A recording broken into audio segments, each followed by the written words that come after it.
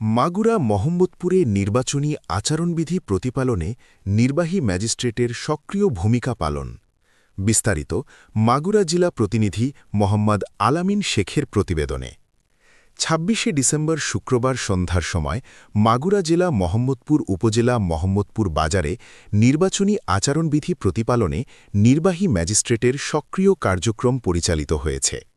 উক্ত কার্যক্রম পরিচালনা করেন সহকারী কমিশনার ও এক্সিকিউটিভ ম্যাজিস্ট্রেট মো সাইদুন নবী জোহা ও ভূমি অধিগ্রহণ শাখা জেনারেল সার্টিফিকেট শাখা জনাব চন্দন কর। মোহাম্মদপুর বাজারে সকল দোকানদারকে প্রাথমিকভাবে সতর্ক করা হয় ও ৩টি দোকানে ৯০০ টাকা জরিমানা করা হয়। নির্বাহী ম্যাজিস্ট্রেটের বক্তব্য অনুযায়ী ব্যানার, পোস্টার ও আচরণবিধি প্রার্থী ভোটারগণ নিয়মের মধ্যে প্রতিপালিত হচ্ছে কিনা তারই জন্য নিয়োগ পেয়েছেন নির্বাহী ম্যাজিস্ট্রেট। এমন কার্যক্রম চলমান থাকবে বলে জানানো হয়। জেলা থেকে আমাদেরকে দুইজনকে নির্বাহী ম্যাজিস্ট্রেট হিসেবে এখানে নিয়োগ করা হয়েছে। আমরা প্রতিনিয়ত এখানে আচরণ প্রতিপালনের জন্য ম্যাজিস্ট্রেসি ডিউটি পালন করছি।